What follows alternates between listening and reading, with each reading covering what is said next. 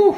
Hi there, Facebook. I'm back again one last time ahead of Undisputed tomorrow, 9:30 to noon Eastern on Fox Sports 1, about a mile from where I'm standing right now in the Bayless quarters here in Century City, about a mile from the Fox lot down Avenue of the Stars, where we will do tomorrow, again from 9:30 to noon Eastern time on Fox Sports 1, Undisputed, featuring me versus LaShannon Sharp. Greg Jennings is going to pop by to tell me how Blake Bortles is still trash.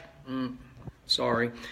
And we're going to talk Brady versus Eagles, as I am going to give you my preview, gut feeling thoughts right here, right now. But someone who's waited patiently for her little cameo is our daughter Hazel, our little 1 and 4 month old Maltese. The baddest Maltese this side of Malta. If you could only see her play chase with me and wrestle with me, you'd say, wow, she's a Maltese. I'm trying to raise her as a boy, but she's a girl. Ernestine, my wife, doesn't love it, but she's going to hand me Hazel, who's getting a little too big for me to even hold her. There you are. Hi. Hi. She's got to clean my nose before I do Facebook. Thank you very much. Thank you. Hazel, look at Facebook. Look. Look. Look. Aw. She's been rooting for Tom Brady. She's rooting for Dad's pick, the Eagles. Thank you. You got to go back to your mom now. I got to talk to Facebook. Here, thank you very much, Ernestine, my wife. She's back from her week in New York. She missed me. Actually, I missed her more. But I am not going to miss Undisputed tomorrow because I am happy with what happened today. I had the Patriots before the year started to win the Super Bowl. I had the Eagles all last week because I kept saying on Undisputed, it is a flat-out joke. It is a joke that the Philadelphia Eagles, are 3-point underdogs at home in that stadium where I've been many, many times. Watching the team I used to cover, the Dallas Cowboys, among other teams. I saw the 49ers there. Saw a lot of teams there. Covered a lot of games there. It's a hard place to win a playoff game. I didn't see that coming. That was a wipeout. And by the way, I didn't think it was all Case Keenum's fault. He didn't play great, but he didn't play poorly. But as I said on Undisputed all year long, I never was sold on the Viking defense. I know statistically by the end of the year, it was number one because it allowed the fewest points, so I give it that. But I don't know, something was missing that really isn't missing from the Eagles defense, or for that matter, the Jaguars defense. So I kept saying all last week, wait a second, the Eagles are just a better overall football team than the Minnesota Vikings. Again, I heard for the Vikings fans. I tweeted this during the game. You went for all-time stunning elation. The most unbelievable walk-off play I've ever seen in any sport. And there aren't very many, and there's never been one in a playoff game, a walk-off play. We see a lot of them in football. We see a lot of, in basketball. And we see a lot of them, obviously, in baseball. Walk-off home runs, walk-off shots. But that was it, man. That took my cake. And Viking fans are just going to have to live with that. I'm sorry. I don't think there's any hangover. I don't think it was about Case Keenum just isn't good enough.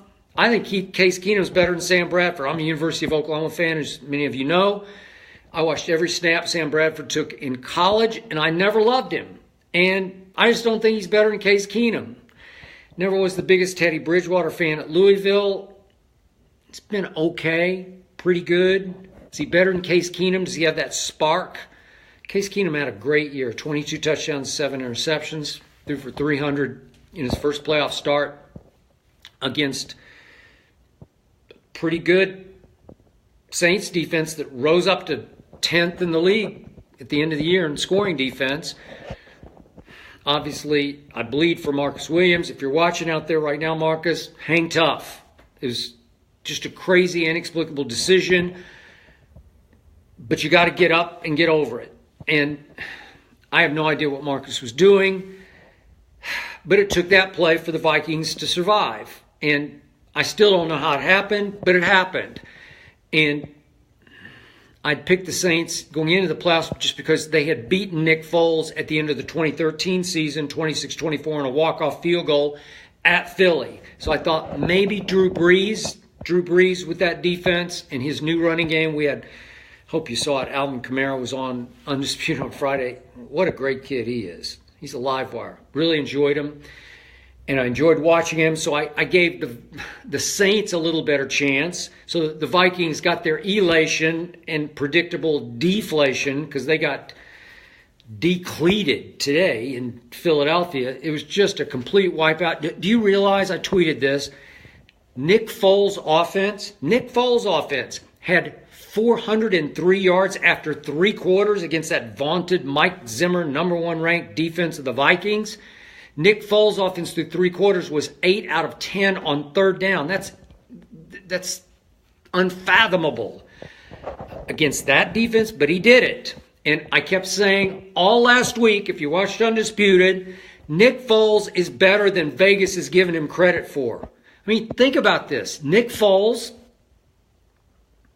went to Austin Westlake High School, Drew Brees High School. It's a passing powerhouse. They were really good. He was a top national recruit.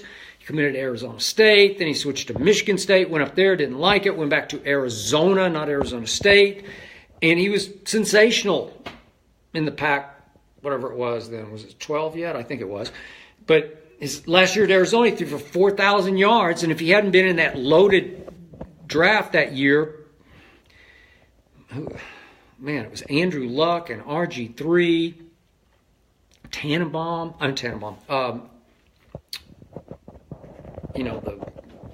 that Miami quarterback I don't like, Ryan Tannehill. Tannenbaum's now the GM of Miami, but a loaded draft.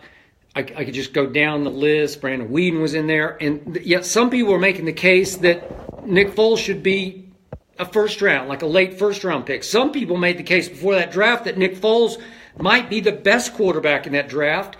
And Chip Kelly, quote unquote, stole him in the 3rd round. And all he did in his first year of starting for Chip Kelly was 27 touchdowns to 2 interceptions. And I used to kid on the old show on ESPN, Foles Gold. It's just hard to buy into him at that point, being 27 to 2 good. But I admire him. And he's got some athletic ability. In fact, at Austin Westlake, he got recruited after his senior year of basketball by Texas and Baylor to be a basketball player. So he moves around okay. He's not that he's a 5', 40 guy. But still, you realize he's 6'6"? Shannon Sharp always says, that's too tall for a quarterback. Paxton Lynch, just too tall for a quarterback. Brock Osweiler, too tall for a quarterback. Well, let's see what Shannon has to say tomorrow about Nick Foles. I kept saying all week, he's pretty good. And he's got a big arm. He threw some deep balls tonight that were really good. Torrey Smith should have caught the first big deep ball, and then everybody caught the next one and the next one and the next one, and all of a sudden the game's completely out of control. And he moved a couple times out of the pocket and made deeper throws, mid-range throws. He's pretty good. But here's the point. Philadelphia is a really good football team.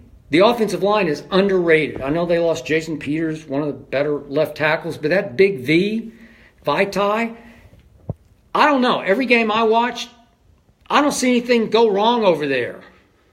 My Cowboys lost their left tackle, Tyron Smith, before the game at Atlanta, the turning point game of the year for my Cowboys, and somebody named Chaz Green was over there at left tackle, and what happened? Adrian Claiborne, I didn't even know he was on the Falcons roster. I loved him before his draft. He just faded off my radar screen. He comes up with 6 sacks in one game, and they had 8 total on Dak Prescott, all from the blind side. Oh my God, they tried to put Byron Bell in there for a while, but Big V over there, and again, it's seen and not heard. If you don't hear from them, that means they had a pretty good game, right? That offensive line, Lane Johnson's the bookend on the other end from the University of Oklahoma. Go Sooners.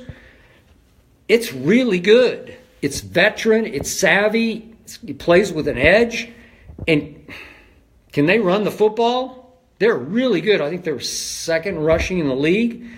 And could the New England Patriots have used LeGarrette Blount today? The Patriots ran for a grand total of 46 yards, and Tom Brady still pulled it out? They just couldn't run a lick on Jacksonville. And Jacksonville wasn't that great against the run. So I'm going to give the Eagles a big edge there. LeGarrette against his former team, he's going to have big chips on both shoulders. Man, Jay Ajayi, again, the Dolphins thought he was expendable, but come on. He can rip and slash. He runs angry. And he's capable of coughing up the football, but the Patriots, they don't force turnovers. They're like, 25th in the league in creating turnovers? They got none today against Jacksonville, against Blake Bortles. They got none. They gave up one that I thought was questionable because I still think that Deion Lewis, as he went down, got stripped from behind, caught from behind by a Miles Jack stud athlete. Again, he ripped the ball away, but it looked to me like Deion Lewis reclaimed the ball and recontrolled the ball on his hip and still had control when he was down. But they went with the call on the field, and it didn't matter because Tom Brady still pulled it off. But my point is that look at the Eagles' defense. It will turn the ball over. It will create turnovers, and they created two. One because of Chris Long, the former Patriot from last year. He's making the same difference for the Eagles that he made for the Patriots. He made one big play, got a holding call. He forced a holding call, obviously, in the fourth quarter of the Super Bowl. And today, he made one huge play early in that game when it was still teetering, and he brushed, sort of raked the arm of Case Keenum. Ball flew a little bit on him, intercepted, and not only intercepted, but poor tackling, poor angles, and a couple of good blocks later. And who was it? Patrick Robinson, I believe, scored. It was huge. It just turned the whole game. From that moment and play on, boom. All hell broke loose on the Minnesota Vikings. So, and then they picked him again. That was Case Keenum's fault at the end. Darby got his hands on the ball, bounced up in the air. But again, Case Keenum did not play that badly. It's just that Nick Foles' offense it's pretty good. It's pretty hard to stop. They run lots of run-pass options. Their whole offense is based on Nick Foles making sound, quick decisions. Not that he can run it, but he can either let it go to the back going one way, or he can pull it back and step up and hit the backside receiver on a slant. And now the Patriots have 2 weeks to try to take that play because that's the staple of this offense. That's what they've been doing with Nick Foles from the start. They also do it with Carson Wentz. But again, they can run it. And those receivers, remember, they went out in the offseason and they brought them in. Aguilar is now not the number one guy, so he didn't have as much pressure, doesn't drop as many balls, and he's a threat as a rip and slash guy out of the slot over the middle. And then you got Torrey Smith running deep, and he can still get behind just about anybody. And obviously the big guy, Alshon, can snatch it as he snatched the late touchdown pass up high in the end zone from Nick Foles. And they're really good. And I didn't even mention the biggest, baddest target is Zach Ertz. And he's not Gronkowski. He's not quite Travis Kelce. But trust me, he is close to either one of those. And for this team, he is that guy. He is Nick Foles' favorite target. And he's going to be a load and a handful and a force for the New England Patriots defense that's just pretty good. It finally rose and shone in the fourth quarter. Forced, I guess the last three went punt, and then on downs, they missed on the fourth down throw thanks to Stephon Gilmore. And as I tweeted, Stephon Gilmore made his whole free agent package of millions on one play. He didn't have much of a year. It took him a long time to blend in and figure out this defense. But Blake Bortles stepped up in the pocket on that fourth and long, 4th and 10-ish or so, from the Patriot 43 with 147 left in that game. And Bortles I think he sort of wrong foot threw it. I'm not criticizing. I'm just saying he stepped up in the pocket and threw it off, as he stepped forward with his right foot. And, man, it looked like he'd thrown a strike to D.D. Westbrook, University of Oklahoma, go Sooners, who looked like he had a step on Stephon Gilmore, and Gilmore just launched and went up and made an incredibly athletic one-hand bat of the football, knocked it down. And we might be having a different conversation. I don't know, but he would have had still. Tom Brady would have had 1 minute and 47 seconds left. And I figured Tom Brady, even at age 40, would have figured that out and pulled it off. But back to the Eagles. He's going to have his hands full.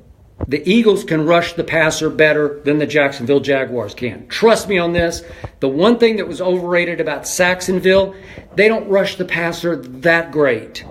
They weren't the Denver Broncos. Malik Jackson played for the Broncos, and Malik wasn't much of a factor today, but he was I guess the last time Tom Brady lost a playoff game was at the end of the 2015 season, AFC Championship game against Von Miller and company at Denver. That was Malik Jackson pushing that pocket so that Von Miller and DeMarcus Ware, Dallas Cowboy, could loop and beat their men outside and get to Tom Brady as he got pushed backwards instead of being able to step up.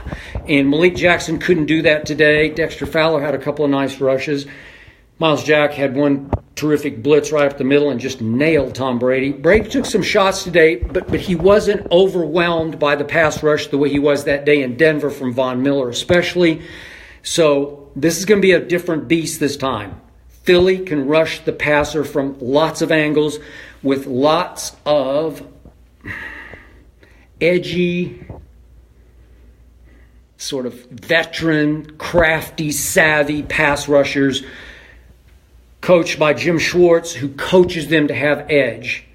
It's got a nastiness to it that I didn't get from Jacksonville. That's just me, but they do that wide nine where they split their ends wide.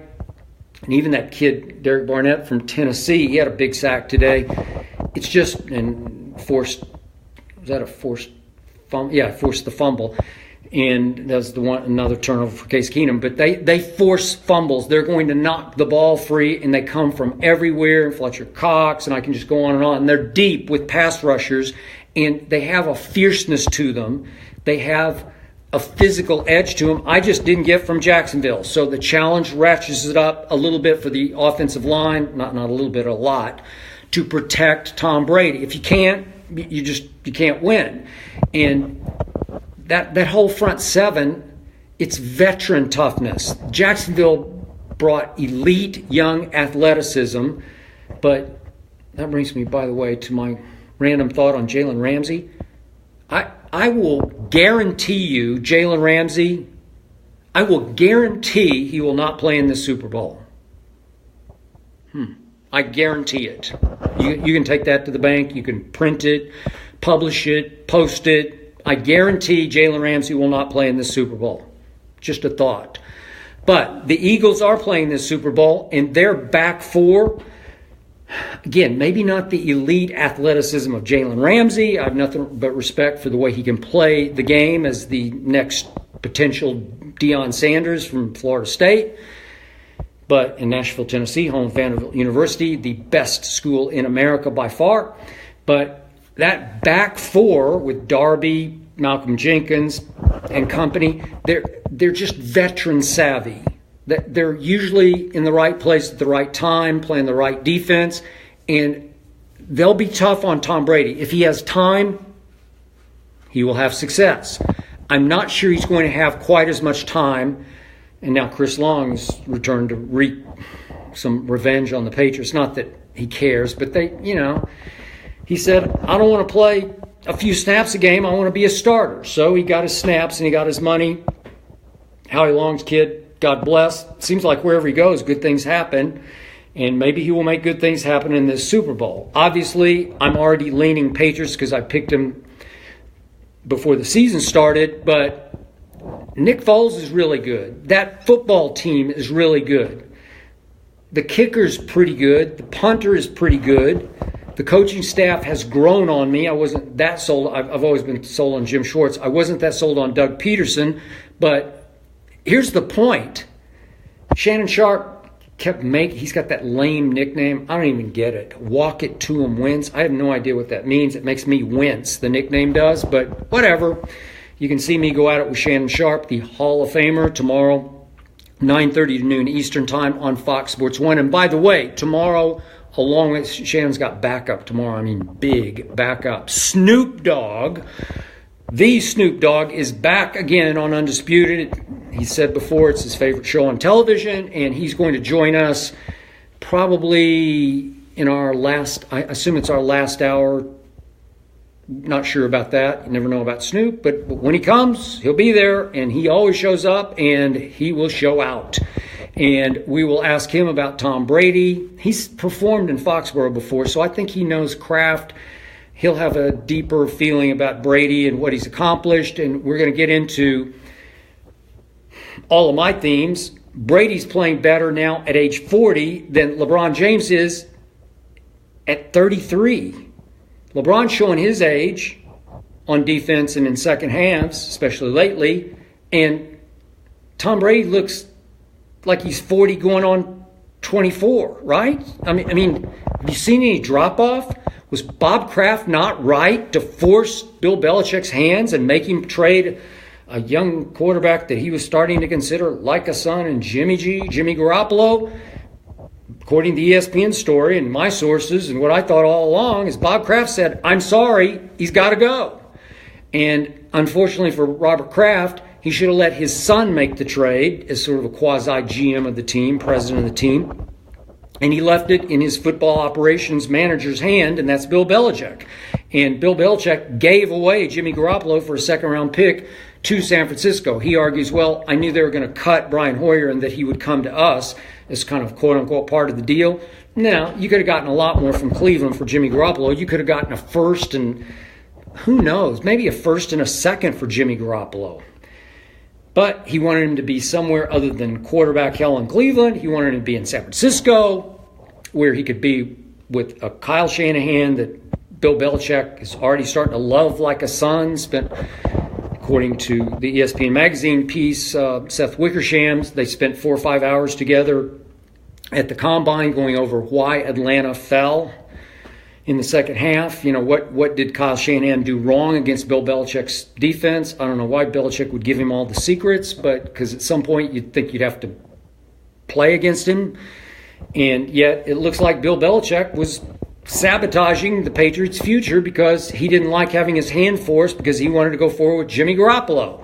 And Robert Kraft said, in Brady I trust, and Brady's saying he wants to play for 4 more years or all the way up to 45. And Robert Kraft said, I'm siding with my quarterback. Brilliant decision. It paid huge dividends tonight, once again. So here we go again. We've got Tom Brady playing better than LeBron. We've got Tom Brady showing more big stage clutchness than Michael Jeffrey Jordan ever had an opportunity to show. I'm not saying that in a vacuum he's more clutch than Michael, but he's had so many more opportunities. Because remember, Michael, he never even got to a Game 7 in his finals. Maybe he's too good for his own good, but every opportunity Brady has had, and he's had a bunch of them up against it.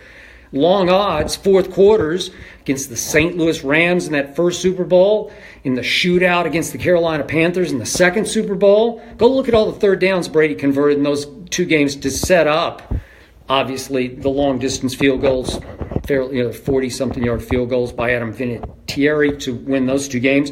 But then Legion of Boom in the fourth quarter and you're down 10.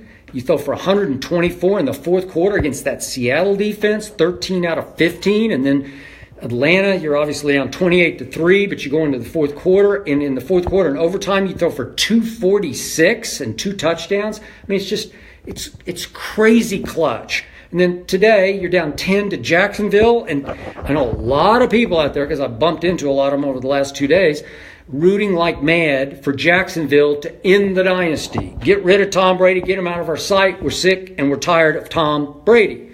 And what did he do again today? All-time clutch. In the fourth quarter, he throws for 138 yards.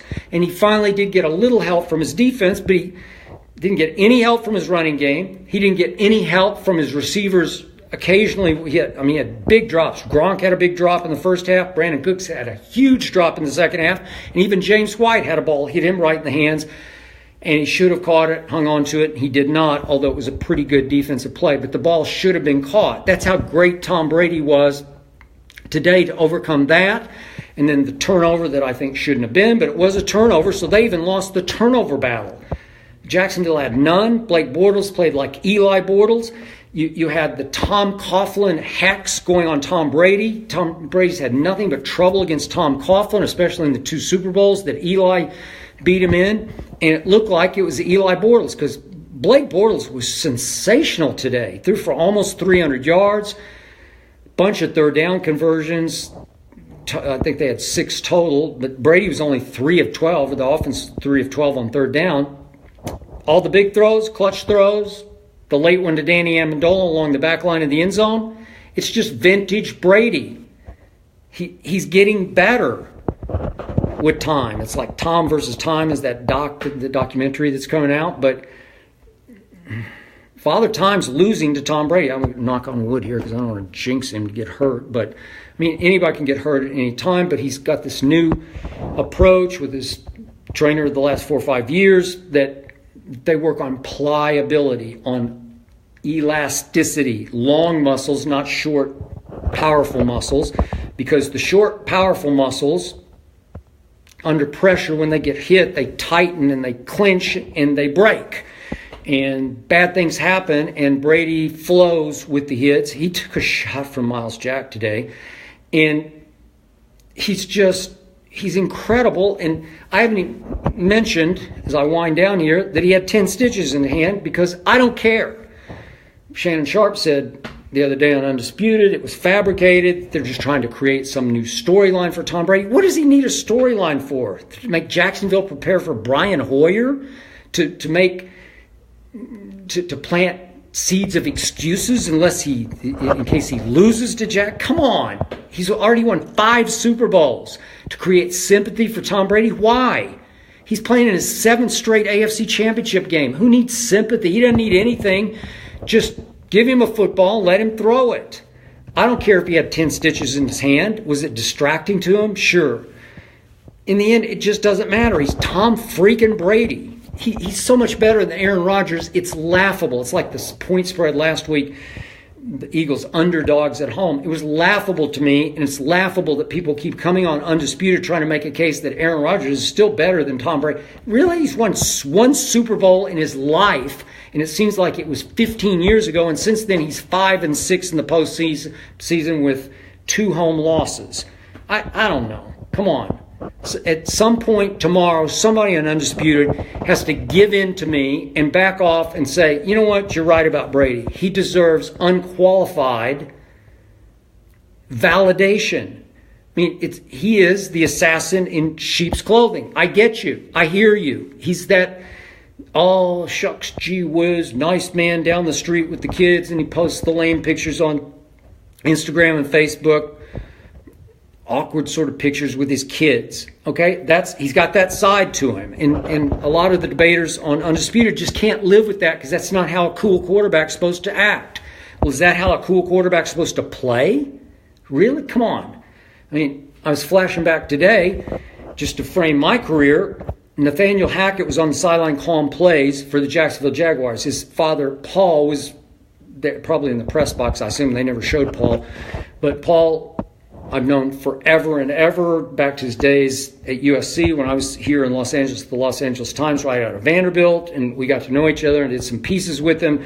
And then he wound up coaching Joe Montana as the quarterback coach under Bill Walsh with the 49ers as they beat Dan Marino in the Super Bowl at Stanford Stadium. Remember that one? And at that point, I got to know Nathaniel a little bit, and he was like 4 or 5 years old. And if you told me that day that here you have a guy who, this kid is one day going to be matching wits in an AFC Championship game against a quarterback who's even better than Joe Montana, I would have laughed out loud, because Joe Montana was on his way to becoming the greatest ever. It looked like he was getting there quickly. And he just completely outplayed Dan Marino in that game. That was a tour de force that day at Stanford Stadium. But about a mile from Stanford Stadium was another kid, and I haven't done the math on how old Tom Brady would have been at that point. I don't know, it boggles the mind. But somewhere in San Mateo, which is about like a mile up the peninsula, there's this little kid, Brady, who's a huge Montana fan, and he's going to be matching wits with Nathaniel Hackett. Wow, I've been around. I've seen a lot of stuff, but I've never seen anything in sports like the clutchness of Tom Brady. The Eagles are going to be a battle for him. Nick Foles is going to be a battle for the Patriot defense. Not sure what the spread is. I think last week they said it would be around 7. It would be 3 for the Vikings if they're the first home team in the Super Bowl. But again, I'm clearly leaning toward Tom Brady because I picked him before the season. It will be interesting to see if there'll be a groundswell from a really good Eagles team that made a big statement tonight in just stomping all over the guys in purple. So I'm sure I'll start to hear that, and this will be fascinating to me tomorrow on Undisputed. How will my debaters, my opponents, try to discredit Tom Brady? Book it right now. Just book it. Take it to your bank. They will try. I don't know. In the next couple hours before I go to sleep, I got to get up at 2 a.m. Pacific time here. I'll go over all the possible ways through the back door to try to discredit Tom Brady, but they will try. They're as we speak, they're either watching this to get ready for it, or they're brain teasing. They're trying to noodle this to say, how can I take a shot at Tom Brady? How can I undercut his obvious greatness tomorrow? So I can't wait. I'm excited. It was a great day for me. It was a great day for Tom Brady. It was a great day for the Philadelphia Eagles. I don't like the Eagles. I've been a lifelong Dallas Cowboy fan. I never liked the Eagles. In fact, one time the Eagles, back in my childhood, I think I was like 5. Let's see, we just moved to our second house. I might have just been 5 or 6. And my parents they weren't even sports fans. Somebody gave them tickets, and they went to an exhibition game played at the University of Oklahoma. And it was the Eagles in the preseason against somebody. And my mother, who's kind of out of it when it came to sports, she knew I liked sports. So she bought me an Eagles pennant that they were like a quarter or something. It was cheap. It was this weird felt material. And she came in and said, you should put this on your wall. And I said, I don't like them. You know, the Cowboys weren't even born yet, but I just didn't like the Eagles, so I've never liked them. In fact, I hate to use the word hate, but I've learned over time just to hate them. I have grudging respect for the Giants. I dislike the Redskins. I just really, really, really don't like the Eagles. But I do respect this team, which brings me to my final point that Shannon Sharp's going to hear strongly tomorrow.